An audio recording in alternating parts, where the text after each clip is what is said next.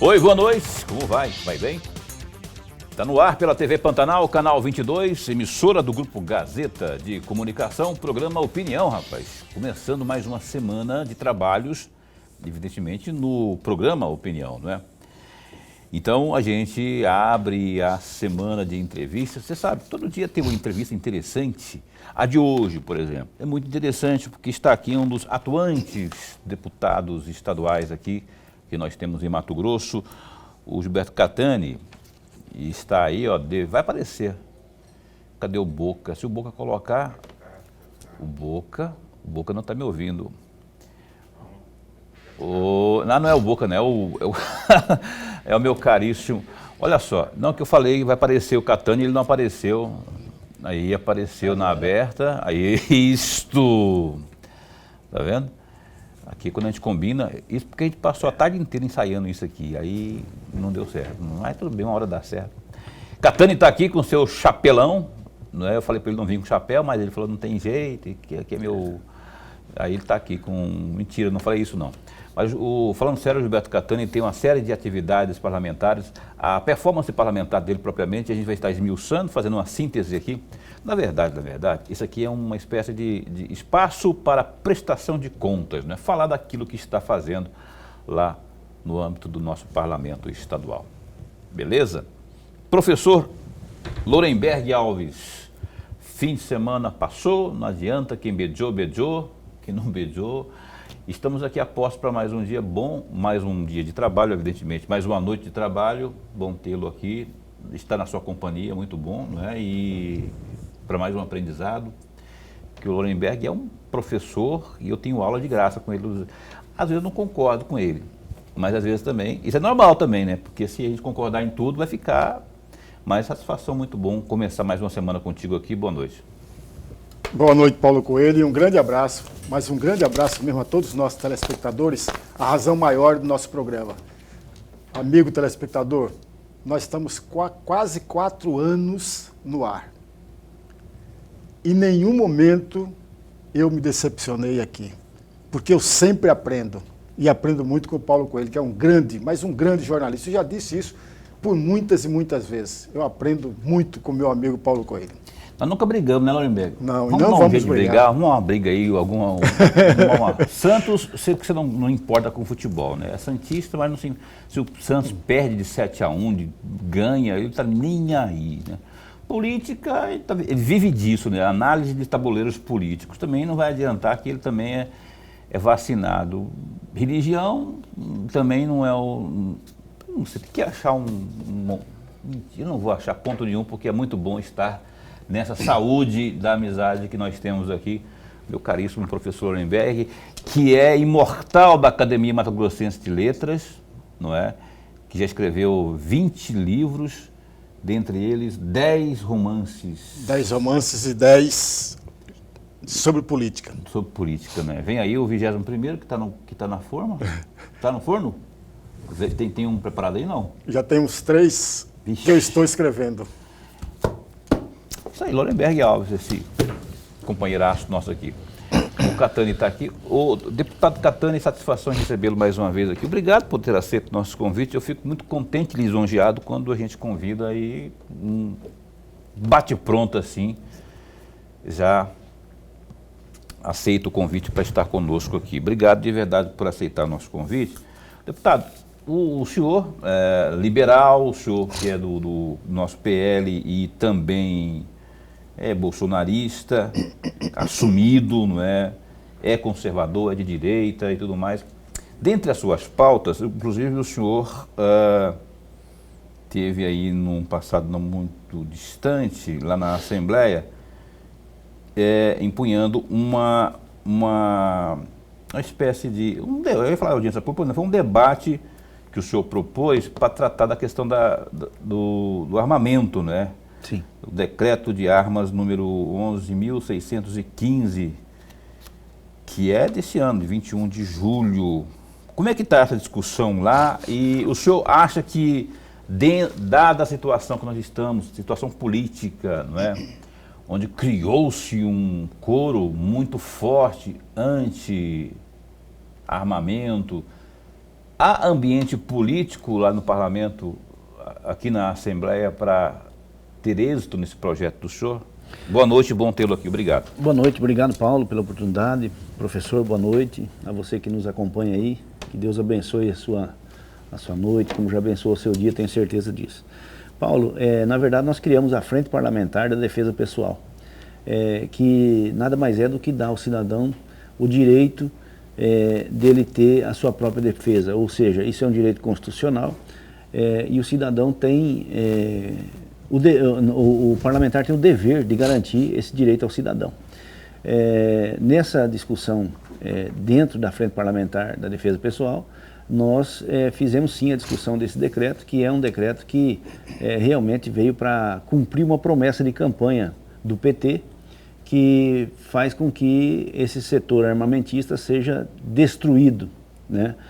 Veja você, nós temos 4 campeões mundiais de tiro esportivo. Pela primeira vez na história, provavelmente nós não teremos, participando das Olimpíadas, nenhum brasileiro na modalidade de tiro esportivo, porque nós estamos ficando inviabilizados, né? Você não consegue mais comprar, por exemplo, munição suficiente para treinar, para o treinamento desses atletas. Você não consegue ter um ambiente favorável para esses atletas. Então esse decreto ele precisava ser discutido, foi discutido. Para você ter uma noção sobre a questão armamentista, no estado do Mato Grosso, o ICMS gerado em 2022, em 2020 foi 200 milhões, mais ou menos. Em 2022, isso aí foi para 370 milhões de reais de ICMS, de imposto sobre armamento. Mais de 70% da arma é imposto. Para você ter uma noção, esse ano ficou em 70 milhões, quer dizer, 20% do ano passado, até o presente momento, né? Isso são dados que nós obtivemos aí na Cefaz, através de requerimentos da Frente Parlamentar da Defesa Pessoal. Então você veja o prejuízo que está acontecendo no setor e também esse prejuízo para o Estado e para o cidadão. Nós tivemos mais de 500 demissões nas casas e lojas que vendem e que trabalham com a questão armamentista. Então esse é um setor importantíssimo para a sociedade e que deve ser mantido, e nós como parlamentares temos o dever de defendê-lo. Pois é, mas antes de chamar o Lourenberg para a conversa aqui... Só para complementar, você pediu se existe ambiente político para discussão, né? A discussão, na verdade, ela deve ser feita com a sociedade, né? O ambiente político, ele é criado posteriormente, ou é criado durante a discussão, mas ele está em segundo plano. Em primeiro plano vem a discussão com a sociedade, o que a sociedade de fato precisa. E a obrigação parlamentar é satisfazer o desejo da população. E não propriamente o desejo político. E prova disso é justamente o Estatuto do Desarmamento, onde as pessoas foram consultadas através de um plebiscito. A maioria optou por que houvesse o armamento civil no nosso país, continuasse, porque naquela época era permitido, e mesmo assim o governo foi contra a sociedade e impôs o Estatuto do Desarmamento. Então nós queremos agir exatamente na condição oposta, né? Nós queremos defender o desejo da sociedade. Adiantou nada aquele estatuto lá, aquele plebiscito, né? Adiantou absolutamente nada, porque o povo disse uma coisa, o governo vai engaveta. E né? ficou caro, né? Ficou caro o plebiscito. A gente vai esmiuçar mais esse assunto durante o programa de hoje. Eu vou chamar o Lourenberg para a conversa. Deputado, antes de mais nada, registrar nossa alegria. Mas alegria mesmo. Sempre que o senhor vem aqui, nós ganhamos e ganhamos muito com a sua presença. Obrigado. É sempre bom. Deputado, eu tenho aqui uns 4 assuntos. Certo. 3 deles, de uma forma geral, sobre a Assembleia Legislativa, em especial, que eu gostaria muito de ouvi-lo. Até porque o senhor é um deputado muito atuante e muito dinâmico. Em razão disso, eu tenho aqui 3 temas, de uma forma geral, que diz respeito à Assembleia, que eu gostaria muito de ouvi-lo, e um outro, um projeto do senhor. Certo. E o primeiro tema é aberto também. Eu preciso de uma reflexão do senhor. Somente em Mato Grosso, em 2018, deputado, foram registrados 42 feminicídios. Certo. Em 2019, 39 feminicídios. Em 2020, 62. Em 2021, 43. Em 2022, 48. E só neste ano, eu já perdi a conta, ultrapassa o número de 30 casos. Mato Grosso é o terceiro com a maior taxa de feminicídio. E aí vem a minha pergunta, muito mais um pedido de reflexão, deputado. Okay. Diante desse quadro, que é assustador, sob meus olhos é assustador, não está na hora da Assembleia Legislativa acionar o artigo 27 da Constituição do Estado de Mato Grosso para o amigo telespectador, o que trata o artigo 27 da Constituição do Estado. Convocar o secretário de Estado de Segurança Pública para dar explicações com esse quadro, que a meu juízo é preocupante. Não está na hora, deputado, ou o senhor pensa que não é na hora ainda de fazer isso? Você não tem o número exato do feminicídio desse ano, não? Não, até o 30 eu contei, Ele depois já tá eu perdi. do ano passado. Já? Eu Tá mais de também não 40? tenho o número exato, mas está passando. Porque do falta ano um passado. mês e pouco, faltam 40 dias para o ano, para encerrar o ano, não é? Isso significa dizer que, bom, Deus me livre e guarde, se a gente, para ultrapassar do ano passado, vamos ter que ter, nem Deus vai deixar, mas teria que haver aí uma sequência de, não é casos, e Deus queira que isso não aconteça, né?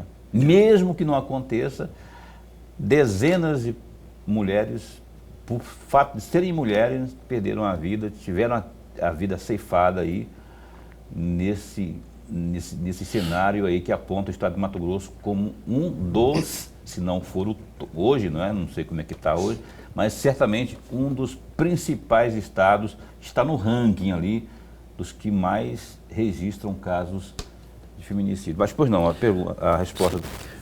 Na verdade, isso é um absurdo, professor. Eu agradeço. O senhor sempre é brilhante nas suas perguntas, seus questionamentos, e é muito gratificante também a gente poder responder.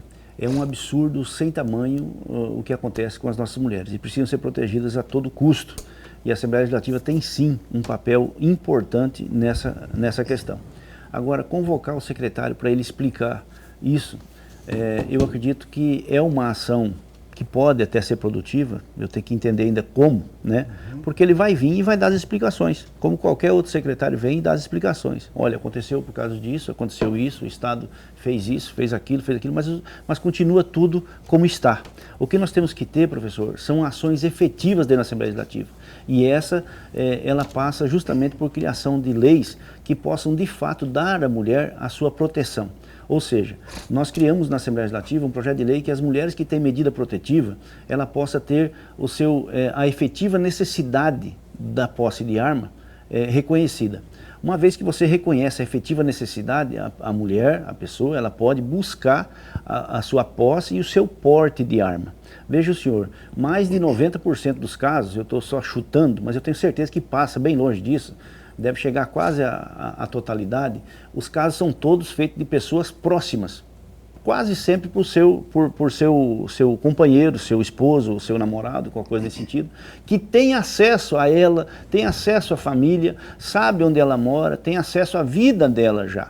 Então, quando essa mulher requer uma medida protetiva, ela está correndo risco de vida já com esse cidadão. Né?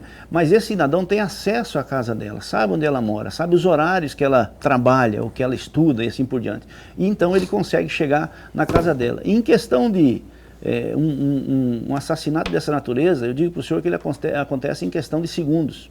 Né? O cara chega já para fazer aquilo e muitas das vezes ele tira a vida dela, depois tira a sua própria vida e tudo mais. Então, nada pode impedir cidadão de agir, nem medida protetiva, nem botão do pânico, nem nada se ele tiver com esse intento, porque tudo isso leva um tempo. Né? O botão do pânico é ótimo, não estou falando contra ele. Né? As forças de segurança são excelentes para combater esse tipo de crime, só que não tem tempo de chegar, professor. Agora, se a pessoa tiver o direito de poder estar à altura do seu agressor, né? Quando o cara adentrar pela porta e ela vê que ela vai estar realmente correndo risco de vida, se ela tiver como se defender com uma arma de fogo, eu acredito que muitas mulheres iriam optar para isso e muitas vidas iriam ser preservadas. Eu acredito que isso sim é uma efetividade. Né? Agora, obviamente, ouvir o secretário, buscar entendimento, conversar, isso a gente faz até no seu dia a dia e não seria uma coisa negativa chamá-lo. Porém, eu acho que nós precisamos ter efetividade. Bom, eu quero fazer um link, então, a propósito aí do primeiro assunto com o segundo assunto. O primeiro assunto que eu abordei e o segundo que o Lorenberg trouxe aqui. Tem um projeto seu lá, no parlamento, lá, não é? Que trata justamente dessa questão aí, que retira o porte de arma, que é o projeto que reconhece aí o risco de mulheres com medidas protetivas e possibilita a retirada do porte de armas. Como é que está a tramitação desta... Explica um pouco mais desse projeto. Lá. Então, não, esse projeto é muito simples, ele simplesmente reconhece a efetiva necessidade. Nós não podemos legislar sobre o porte ou posse de arma, né? Isso é federal. Nós não podemos, por exemplo, assim, vamos conceder o porte de arma para as mulheres com medida protetiva. Não. Então, nós criamos o projeto para reconhecer a efetiva necessidade, porque a legislação federal, a nossa Constituição diz que quando você tem reconhecido a sua efetiva necessidade do uso da arma, quando a sua vida corre perigo, você pode buscar o porte de arma e a posse e o porte de arma, você andar com a arma realmente na cintura. E isso é um viés da legislação que permite ao Estado fazer. É isso que nós buscamos, nós queremos que as mulheres que queiram, né, as pessoas entendem assim, você quer armar todo mundo? Não, as que querem, as que quiserem, as que querem realmente, que se sentem protegidas com uma arma, e nós temos muitas mulheres, inclusive, que são CACs, que são atiradoras excepcionais, que elas possam aí ter o direito de buscar o seu porte de arma. Eu acredito piamente que quando chegar aquele camarada que quer tirar a vida dela, ao invés da lei da Maria da Penha impressa ou qualquer outro estatuto que possa aparecer ou qualquer documento, sem menosprezá-los, né? Mas o que realmente a pessoa gostaria de ter na mão é uma arma para se proteger e se defender. E essa sua proposta também como é que fala? De impor a obrigatoriedade dos exames toxicológicos, no caso aí dos professores de escola de tiro. De tiro? Não, de escola de primário, de escola para as nossas crianças, né? Escola normal, escola normal, claro. Eu acho que, primeiro, que os professores não têm que se preocupar, né? Porque se não fazem uso de entorpecente, eu mesmo não tenho problema nenhum de fazer qualquer tipo de exame, né? O caminhoneiro já acontece isso, né? E segundo, que é para resguardar e para dar confiabilidade aos pais. O meu filho está na escola, o seu filho está na escola, ele está lá cativo do professor, cativo da direção da escola, ou seja, de toda a organização da escola que está ali. Então nada mais justo que o pai e a mãe saber que estão na mão de pessoas idôneas, que não fazem uso de entorpecente, que estão lá realmente para ensinar nossas crianças. Eu não vejo problema nenhum em ter essa formalidade efetivada. Como é que está a tramitação? Pelo contrário, vejo muita vantagem. Está tramitando em que comissão? Ela está na primeira comissão de mérito. Eu não sei dizer para você se vai para... Eu acredito, não sei se vai para a educação ou para a segurança pública, uma dessas duas, né? Para analisar o mérito da questão. Depois ela vai para a CCJ. Então ele diz assim, que realização de exames toxicológicos na admissão de professores e profissionais da rede estadual de ensino pública de Mato Grosso, que está em tramitação lá no parlamento, né? Exato. Exame toxicológico. Exato, exame toxicológico. Legal, está aí mais uma proposta do Gilberto Catani. Professor. Deputado, tem um projeto de lei que é da autoria do senhor, é o PL 473 de 2022, que ele cria o programa de superprodutor no âmbito do estado de Mato Grosso, destinado a pequenos produtores rurais que recebem benefícios da agricultura familiar. Em que pé está esse projeto? Já é lei ou não? Não, esse projeto ele foi arquivado, na verdade, por inconstitucionalidade, devido à questão de que o deputado não pode gerar ônus para o Estado, né? A não ser que o Estado esteja em comum acordo, né, de que ele aceite o projeto de lei para que ele possa criar o programa. Então, mas nós sabíamos disso desde o princípio, mas nós queríamos provocar uma discussão, e ela foi muito válida, né, como o senhor sempre usa esse termo, né, provocar discussão. Aprendi com o senhor e acho que é muito válido a gente provocar as discussões.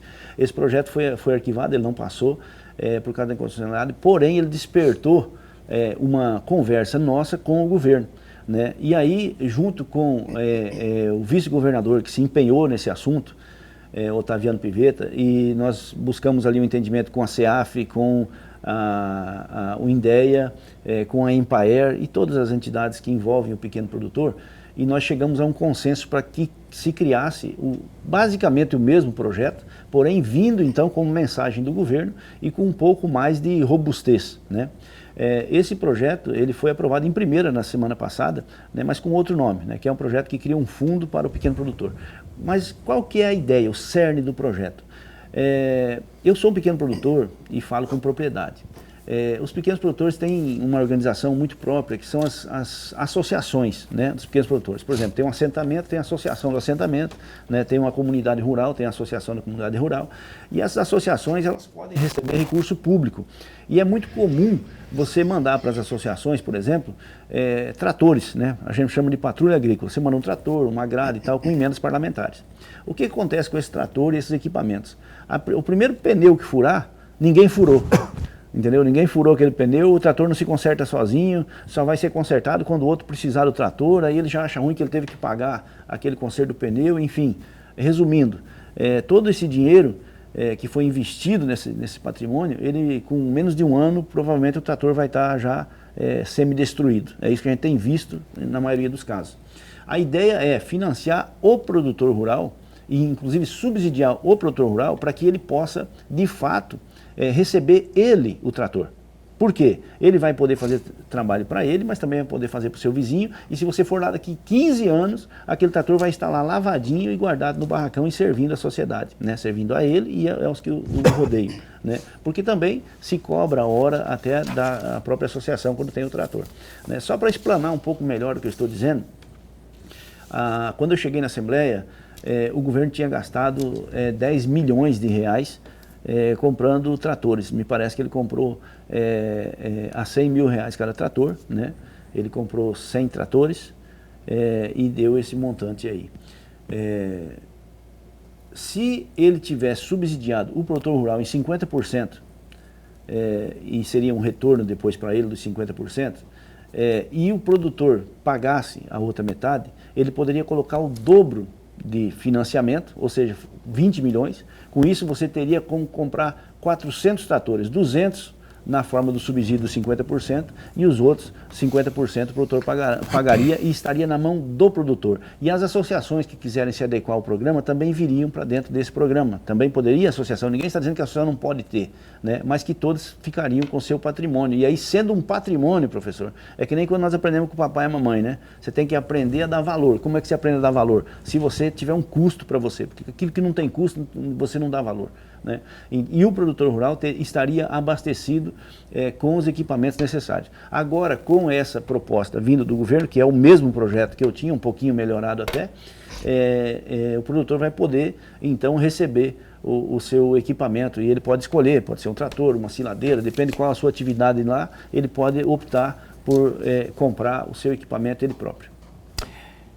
Joia, vamos então para vamos seguir esse bate-papo com o Catani após o intervalo comercial, porque agora a gente vai para o break, mas é coisa de 1 minuto e meio a gente já retoma aqui a nossa entrevista dessa noite, um instante só.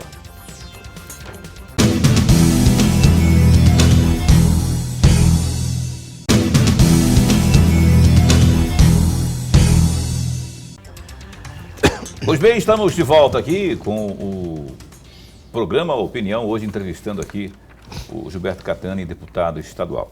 A gente vai agora ao Gazeta Digital, www.gazetadigital. Dá um clique aí, ó, e acompanhe com a gente. Olha só, o conselheiro Sérgio Ricardo será oficializado presidente da Corte de Contas para o biênio 2024-2025 durante a eleição da 57ª Mesa Diretora do Tribunal de Contas de Mato Grosso, TCE-MT, nesta terça, dia 7, no plenário Benedito Vaz de Figueiredo. Ele é o único candidato e nunca foi presidente da Corte de Contas.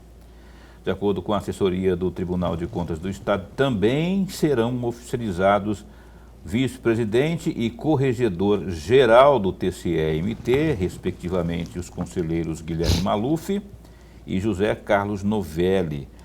Além da eleição, a pauta ordinária da sessão plenária conta com 12 processos. Eles estão previstos com julgamentos das contas de governo referente aos exercícios de 2022, das prefeituras de Alto Boa Vista, Canarana, Nobres, Primavera do Leste, Santo Antônio de Levergés, São Pedro da Cipa, Vila Rica, Paranatinga, Campinápolis, Nova Nazaré, Rondonópolis e Ribeirão Cascalheira. A pauta foi publicada no Diário Oficial de Contas, o DOC, de 30 de outubro. Outro destaque aqui também do Gazeta Digital, o deputado federal Coronel Assis e também a Associação dos Criadores de Mato Grosso, a Acrimate, repudiaram as questões do Exame Nacional do Ensino Médio, Enem, que trataram do agronegócio. Perguntas apareceram no primeiro dia de provas, realizada durante esse domingo, dia 5. O parlamentar, Coronel Assis, pediu a anulação de uma questão que, aspas, demoniza o agronegócio e cita que houve instrumentalização ideológica da prova para criticar um setor econômico do Brasil. Aí ele disse: é uma aberração o que o desgoverno Lula faz usando o mais importante instrumento para a seleção de alunos para ingressar na universidade pública. Ora, o que se espera é que quem prestou a prova já entre na universidade ideologizado e alinhado com as falácias da esquerda e ainda endossando aí inverdades contra o agronegócio. Na verdade, foi uma pergunta que ele fez e uma crítica que partiu aí do deputado Coronel Assis. Ele e uma turma toda da bancada do agro revoltadíssima, estão tentando até convocar aí o Camilo Santana para se explicar lá no parlamento e tudo. Enfim, aí Lorenberg está indignado. Essa questão aí não era desnecessário ter que abordar um negócio desse, colocando... Eu vi essa questão colocada no Enem ontem. Ela coloca o agro como se fosse um vilão da história, quando, na verdade, pelo menos na minha opinião, é exatamente o oposto, né? Não só do ponto de vista financeiro, do ponto de vista sustentável também. Aí coloca ali como se fosse um bicho-papão, mas eu não sei qual que é a sua opinião sobre isso. Paulo e amigo telespectador, veja, eu não li a questão, portanto, não é correto dar a opinião sobre o conteúdo da questão. Eu não vi. Mas eu vou acrescentar aí duas outras observações. Veja, se a argumentação é a questão ideológica, não é peso suficiente para anular nenhuma questão de vestibular ou de concurso. Não é. E do Enem. Não é argumento suficiente para anular uma questão. O que é um argumento suficiente para anular uma questão? É se essa questão não tem fundamento nenhum.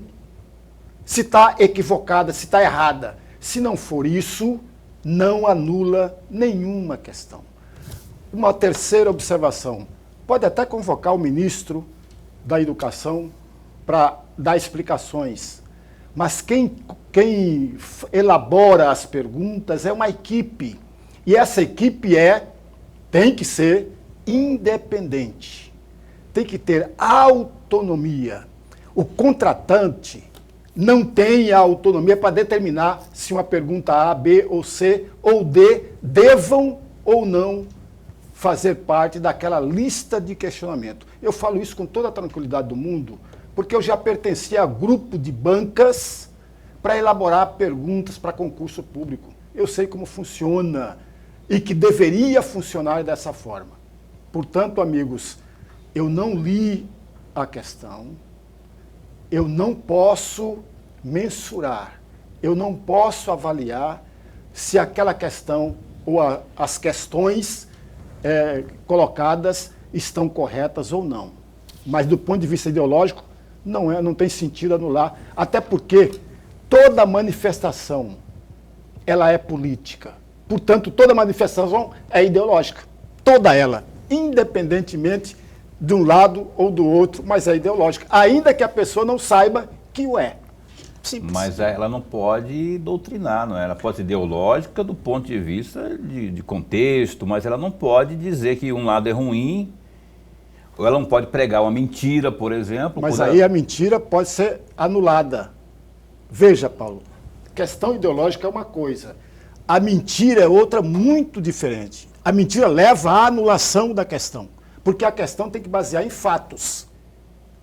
O fato não é versão. O fato é fato. Quando você fala que o agro ele é responsável por tudo de ruim, especialmente do ponto de vista ambiental, do desenvolvimento econômico, isso não é uma mentira? Quando a gente sabe que os números mostram o contrário, isso é uma mentira, não é? Então, se é uma mentira, ou se não é verdade, que para mim é a mesma coisa, é passível de... É o tal negócio, meu amigo Paulo. Eu não posso, agora, isso é relativo também. Eu não posso opinar sobre a questão porque eu não li. Beleza. Se eu tivesse lido, eu opinaria, mas não tenho conhecimento do conteúdo, do teor da questão. Se eu dissesse aqui que é ou não é, eu estaria mentindo. Beleza. Esse é o Lorenberg, firme no seu posicionamento, e está certo, né?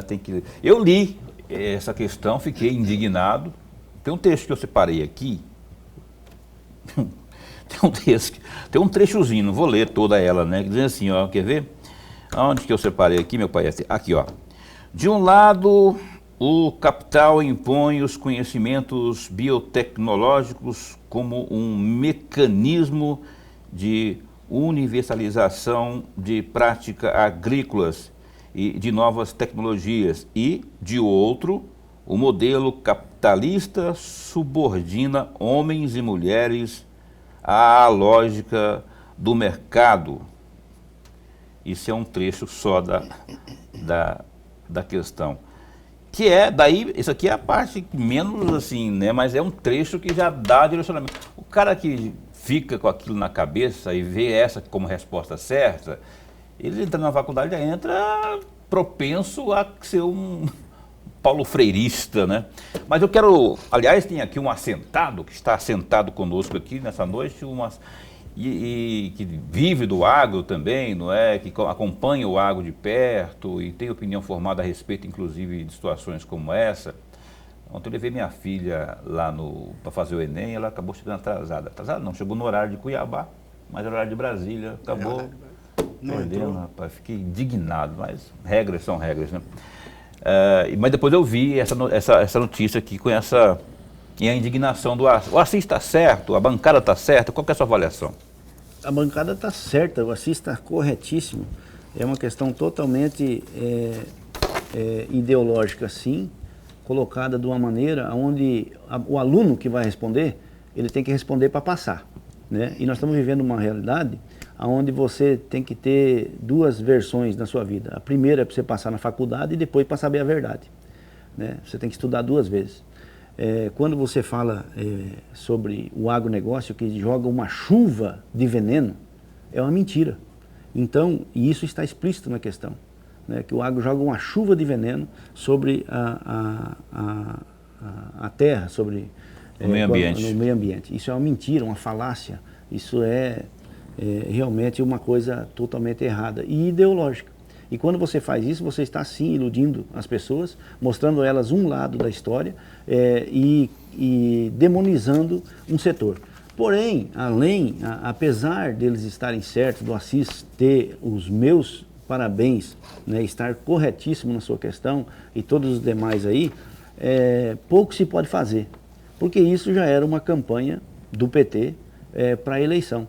Eles estão somente cumprindo o plano que eles prometeram que cumpririam. Entre eles, destruir o agronegócio. Até porque, eu falo plano, porque você tem que ter um plano para você destruir alguma coisa que você queira dominar.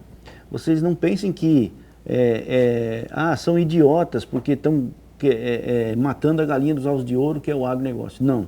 É que você não consegue dominar um setor sem primeiro enfraquecê-lo. Você nunca vai conseguir dominar alguém que é mais forte que você. Você tem que primeiro enfraquecê-lo para depois você poder dominar. E é esse o plano que eles têm para o agronegócio. Então, parabenizo os parlamentares, deixo aqui meu repúdio a essas questões ideológicas, né? E digo mais, a questão foi escrita numa folha de papel que vem da celulose que é produzida pelo agronegócio, né?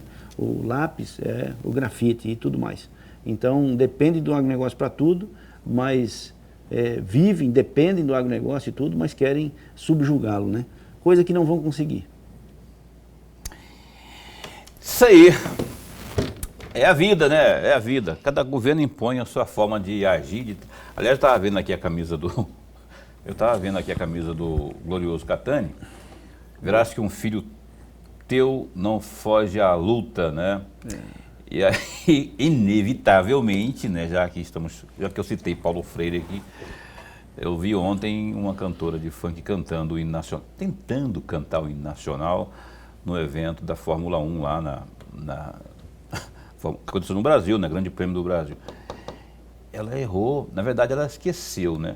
Eu chamo de erro, porque ela, se tivesse feito direitinho o dever de casa, o que é dever de casa? Decorar? Não. Tem que prestar atenção ao longo da vida, porque a gente canta isso todas as vezes, né? Para não falar que cantava na escola, a gente canta quando vai alguém na televisão, quando a gente vê o Brasil campeão, ou quando vê o Brasil entrando em campo, em quadra, enfim.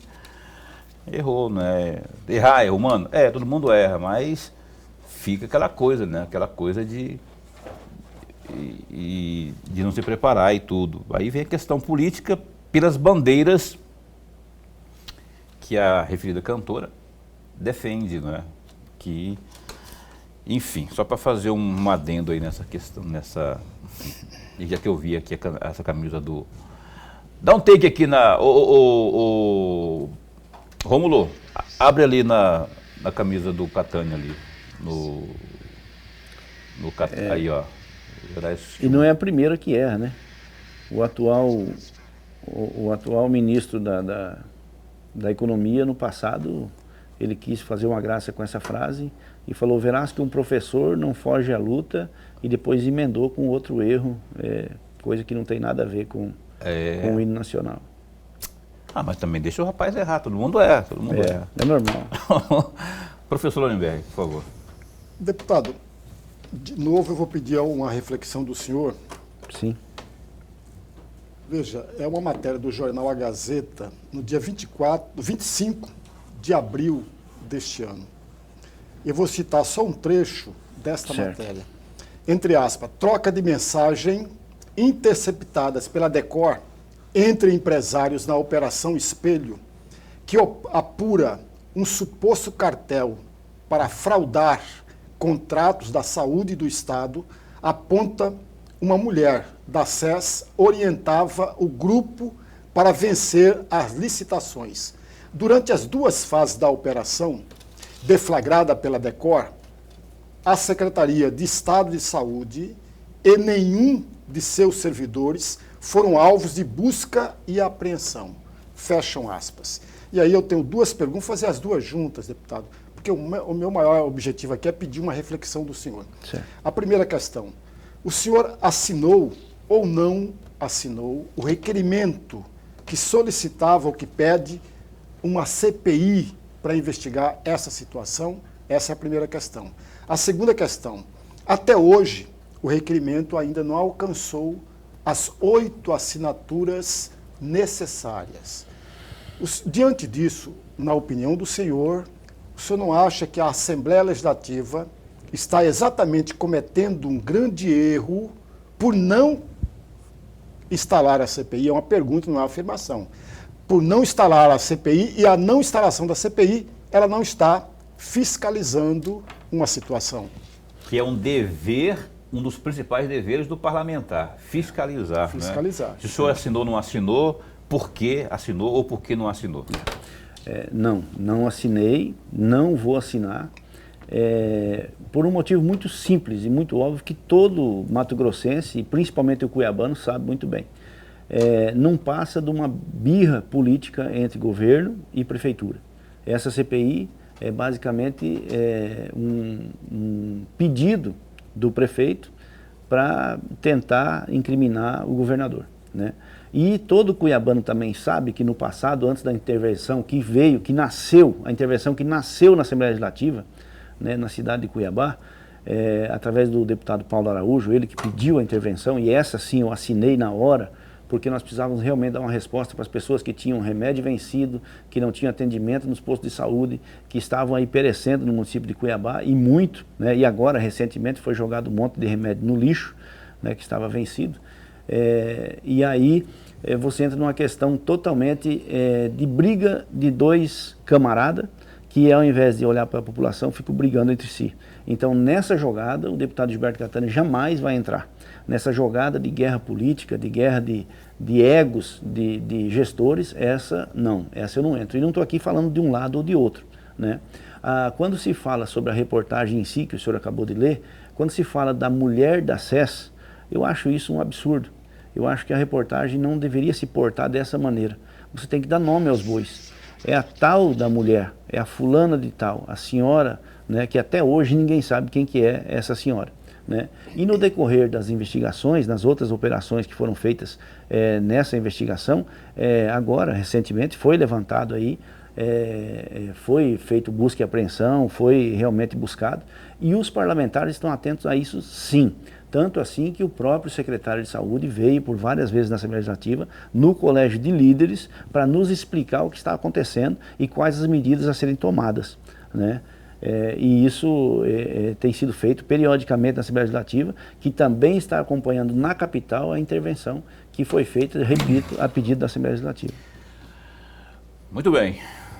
Eu acho, e é opinião minha, que vocês, o conjunto de parlamentares, vocês deviam assinar a CPI. Mas aí porque política não é política. Apura-se, não tendo nada, pega o boné, 2 abraços, porque pelo menos passou-se mais um filtro. E a Assembleia, na minha opinião, está lá para passar filtro de transparência, para abrir, para fiscalizar, para investigar. Não tendo nada, ótimo, vamos seguir, segue o baile. Agora, vamos ficar com essa dúvida, né? Tem a Operação Espelho, tem o indiciamento de não sei quantos que foram, houve uma série de pessoas, empresários. Então, traz tudo às claras. O governador foi bem feliz de dizer que não deve, então não teme, não tem nada a temer.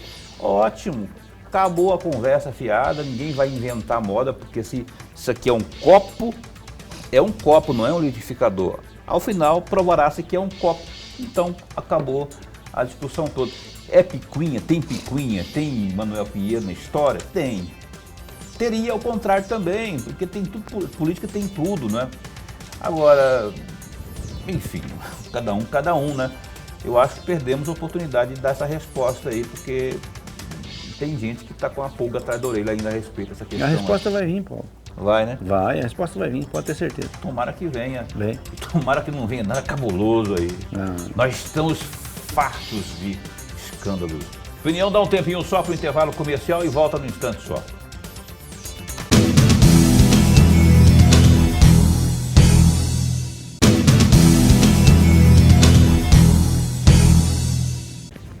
Eis que estamos de volta aqui com Gilberto Catani, deputado estadual pelo PL, não é? Que está aqui conosco, Catani.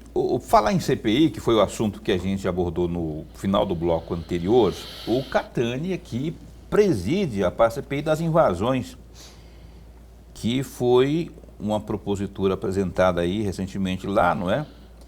Na Assembleia. E eu queria que você dissesse aqui, deputado, como é que está aí, como é que estão os preparativos para essa CPI, como é que está o andamento dela, já tem alguma coisa, o que está no radar aí para se fazer esse levantamento? Bom, obrigado pela oportunidade, realmente é de suma importância. Essa CPI ela é para investigar as invasões, tanto rurais como urbanas, né? Nós temos aqui em Cuiabá, inclusive tem alguns deputados que se gavam de Cuiabá, em sua grande maioria, os bairros serem frutos de invasões, né? Eu acho isso muito estranho e não concordo de forma nenhuma que um cidadão tem que ser defraudado do seu direito de propriedade para que o outro possa tê-lo, né? E dessa maneira nós vamos abrimos essa CPI para que se façam investigações nos casos que estão acontecendo nesse momento na capital. Existem várias invasões na capital e nós vamos sim buscar investigar todas elas, ver os envolvidos, né, e resguardar o direito do cidadão, principalmente o direito de propriedade. E também no interior, ou seja, no perímetro rural, né, as invasões rurais, nós vamos também, esse é o escopo da CPI, qualquer tipo de invasão que tenha no nosso estado. Nós sabemos que o trabalho vai ser gigantesco, talvez não consigamos atender tanta demanda que tem, porque é difícil um município no estado do Mato Grosso, dos 142, que agora tem um a mais, né, é muito difícil nós não termos um problema, pelo menos, de invasão. Isso é um problema corriqueiro e um problema que muitas vezes é incentivado até mesmo por parlamentares. Né? Nós temos que investigar isso e botar um fim nisso. Dar ao cidadão mato-grossense realmente a segurança jurídica que ele precisa. Isso tem que ser feito através de uma CPI. Ela já está instalada, né? Tive o apoio de vários parlamentares, parei de pegar assinaturas porque sobraram assinaturas, né? E instalamos a CPI na semana passada e nessa semana vai ter a primeira reunião de trabalho, onde vai ser apresentado então o plano de trabalho, né? E aí começar já a aprovar os requerimentos para chamar as pessoas para que façam denúncias e também que façam a CPI, chamar as pessoas para fazer as inquirições necessárias, né? As oitivas necessárias para começar já de fato as investigações. Não gosto que uma CPI dure muito tempo, eu acho que nós temos que trabalhar muito para que ela seja efetivada num tempo curto, mas tratando-se desse assunto, eu tenho quase que certeza que ela precisará ser prorrogada, porque, como eu disse, os trabalhos serão gigantescos e muito pesados, né? Então eu já prevejo que talvez os 180 dias que ela persiste vão ser pouco para tanto trabalho. Pois é, mas eu escuto você falando aí, deputado, que espera-se que as pessoas façam as denúncias. Então ela vai absorver ainda as denúncias, ela não parte de um escopo de denúncias, então? Sim, ela parte de um escopo de denúncias que procuram o deputado. Porém, na CPI, você precisa de todas elas regulamentadas na CPI. Oficializadas, entendeu? Né? Por exemplo, me procuraram dizendo, olha, está acontecendo essa situação. O outro me procura dizendo, está acontecendo aquela situação. O deputado vai, o parlamentar vai e propõe, então, uma investigação sobre as denúncias que ele recebeu. Mas essas denúncias não foram feitas à CPI. Então, elas são trazidas à CPI durante a CPI. Né? Então, ela é proposta em cima de um tema. Né? O tema são as invasões, tanto rurais como urbanas. Então, você que assiste ao programa Opinião aí, em qualquer canto, pela internet também, se você tem informações aí dessas que você sabe que o que é errado, o que é certo, o que é certo, o que é errado, diz respeito à ocupação aí. Se é fruto de invasão, se você tem denúncias, procure a Assembleia Legislativa, o Gabinete do Catani ou a própria comissão, mas procure o Gabinete do Catani, deputado Catani, que você vai ser bem recebido lá e vai entregar suas informações, documentos, enfim, será bem recebido. E, de repente, estará ajudando aí a essa comissão a caminhar. Professor. Deputado, tem um decreto legislativo que eu gostaria muito de ouvi-lo a respeito disso. Esse decreto legislativo trata-se, parece-me que é o número 2 de 2017, trata-se da anulação da criação do Parque Ricardo Franco. Eu gostaria muito de ouvi-lo, deputado, a respeito desse assunto em particular. Claro, com muito prazer, professor. Na verdade, esse decreto, ninguém na Assembleia Legislativa, nem em Vila Bela da Santíssima Trindade, onde está localizado o Parque da Serra Ricardo Franco, nem ninguém no Estado quer acabar com o parque. Isso é um ponto crucial. Ninguém quer acabar com o parque. O que nós queremos é regulamentar o parque e dar o direito de propriedade a todos aqueles que estavam lá antes do parque. Né? Ou seja, o parque foi criado em 97 pelo governador Dante de Oliveira e nunca foi regulamentado. Para você criar um parque, você precisa regulamentar, indenizar as pessoas, demarcar o parque, demarcar o perímetro e tudo mais. Nada foi feito. Né? E em 2017, os proprietários começaram a ser notificados. Né? Quando eles começaram a ser notificados da desocupação e multas e essa coisa toda, embargos de propriedade, então buscou-se a Assembleia Legislativa para chegar ao entendimento, uma vez que o parque não deveria nem existir, porque eles têm um prazo de 5 anos para a regulamentação dele. Então o que a Assembleia buscou foi regulamentar. Né? Para você regulamentar, como existe um decreto do Executivo, você precisa, obviamente, de um decreto do Legislativo para anular esse decreto e, de fato, demarcar as proporções legais e morais do parque, né? Ou então que se indenize as pessoas que lá estão, né? Porque também é uma invasão, e aí se torna uma invasão do próprio Estado, né?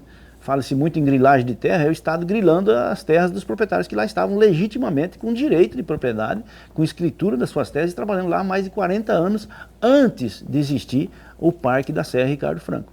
Então, esse decreto legislativo ele foi votado em primeira, lá atrás, onde eu ainda não estava na Assembleia, foi aprovado para que fosse derrubado o decreto legislativo do Executivo, desculpa, o decreto do Executivo, o Legislativo derruba do Executivo, e foi aprovado em primeira.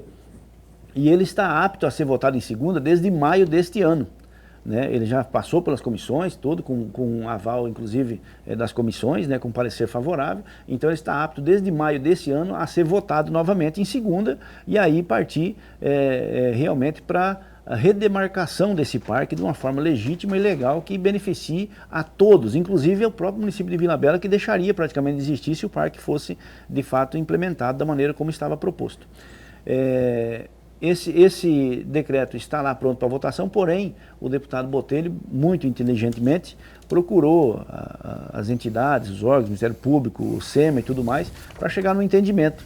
E nós temos hoje esse entendimento. E qual seria esse entendimento? Você regulamentar o parque, dentro das proporções que o parque precisa ser colocado, ou seja, deixando de fora aquelas áreas consolidadas antes da criação do parque, para que de fato o produtor tenha seu direito resguardado, e então deixar o parque como patrimônio realmente do povo de Vila Bela. Se você contar os 200 e tantos hectares do parque, né, os 100 e tantos hectares do parque, mais 200 e tanto de área de amortização, alguma coisa nesse sentido, os números não são muito bons para mim, você vai inviabilizar toda a Vila Bela da Santíssima Trindade. E o parque, como ele está posto hoje, nem o turismo pode ser efetuado dentro do parque.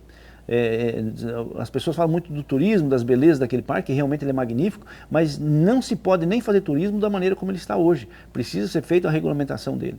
E é isso que nós buscamos regulamentar ele dentro das limitações que permitam aquelas pessoas que de fato são proprietários, que tenham o seu direito preservado. Porque indenizar essas pessoas também o Estado não vai fazer, né? Os valores são realmente gigantescos e o Estado não faria. Então nós temos que regulamentar o parque. E digo mais, se o parque ainda está lá intacto da maneira como está até hoje, é graças aos produtores rurais que estão lá. Até o fogo, quando pega fogo no parque, assim como também no Pantanal, quem cuida são os produtores rurais que lá estão. Então, assim, é muito fácil as pessoas dizerem, querem acabar com o parque, mas não é isso que a Assembleia Legislativa está fazendo. Pelo contrário, estamos regulamentando e damos o direito a todos de viverem ali naquela região. Pois bem, tem que caminhar para o final aqui, para encerrar o programa. Eu quero dar uma pincelada na questão partidária do Catani, do PL. Como é que está o PL aqui se organizando para os próximos movimentos eleitorais? Ano que vem, ano de eleição, o PL está trabalhando aqui para eleger o maior número possível de vereadores e principalmente prefeitos, não é? O senhor está acompanhando de perto isso?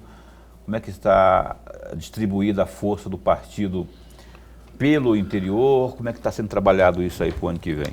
Sim, nós estamos aí trabalhando justamente para fazer isso que você falou, o maior número possível, tanto de vereadores como de prefeitos em todas as cidades do estado do Mato Grosso, né? E buscando pessoas que estejam alinhadas ao pensamento da direita, né? Ao pensamento aí que nós vimos nascer em 2018 com o presidente Jair Bolsonaro.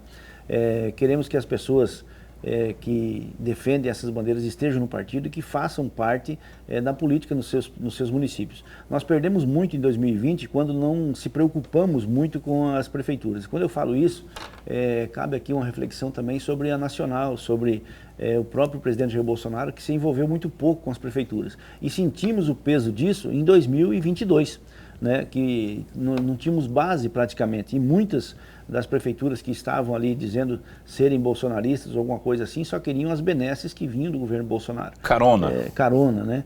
E as próprias benesses mesmo. Hoje você vê prefeitos aí chorando, mendigando aí com um pires na mão para tentar pegar alguma coisa. Então, o Bolsonaro não era assim, né? E mesmo assim, ficaram do outro lado e hoje sofrem as consequências.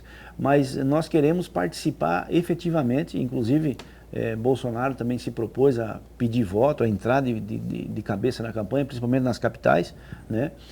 Para a gente poder eleger pessoas que estejam alinhadas com as ideologias que nós acreditamos, com as bandeiras que nós defendemos, né? E temos certeza que vamos conseguir um grande número de vereadores e prefeitos aí em todo o estado.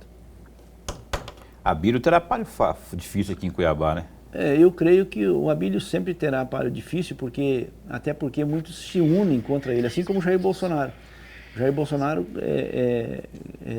todos contra ele. Quando nós jogávamos futebol, quando era moleque, era eu e tu contra a rapa, nós falávamos, né? Bolsonaro é mais ou menos assim. Um ou dois que estão com ele e o resto se junta tudo para tentar derrubar. Com o Abílio aqui na capital não é diferente, e com todos aqueles que realmente defendem a verdade, defendem a liberdade, defendem pátria, Deus, família, com certeza vai ser dessa maneira. Aqueles que não defendem se juntam para tentar abatê-lo. Você tem uma curtinha aí? Cabe uma curtinha. Mas muito rapidamente, deputado, ainda nessa mesma rota, lá na Várzea Grande, a princípio, o Zael e o Frical vinha para reorganizar o partido e lançar uma candidatura própria. De repente, essa candidatura própria parece que morreu na praia, parece-me. Eu gostaria muito de ouvi-lo a respeito. 1 minuto para a sua resposta. Não precisa nem de 1 minuto. Eu não vi morrer nada. Eu acho que estão mais vivos do que nunca. O Zael tá comandando o PL lá e vamos ter candidato próprio lá sim, com certeza. Mas falaram que vão apoiar o Calil. Alguém falou que vai apoiar o Calil lá, não foi? Foi o Frical. Frical. Aí tem que ver quem que... Esse alguém falou é o problema, né? O problema é sempre esse. Alguém falou isso, alguém falou aquilo, alguém falou que o Bolsonaro isso, alguém falou que o Bolsonaro aquilo. O PL terá candidatura própria em Várzea Grande. Tá certo. Catani falou. E tem que ter mesmo, tem que disputar. Para disputar campeonato tem que jogar. Mas para ganhar título tem que disputar campeonato. Deputado Catani, muito obrigado por ter vindo aqui ao programa Opinião. Esse espaço continua a postos para bem informar. Obrigado, é sempre um prazer enorme estar aqui. Eu fico muito satisfeito de vir aqui e agradeço imensamente a oportunidade. Abraço para o Carlos Dorileu, que não é primo, irmão, tio. Ele é um dos donos aí do... Não é jornalista, que é assessor aqui do Catani, Carlos Dorileu, que está aqui conosco aqui. O sobrenome é famoso, a diferença está na conta bancária. A diferença dele está no extrato bancário. Obrigado pela força aí na pauta, viu?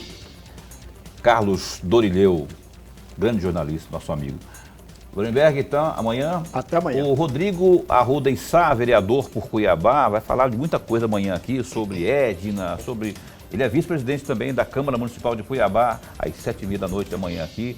Até lá, se cuida, fica bem, fica com Deus também.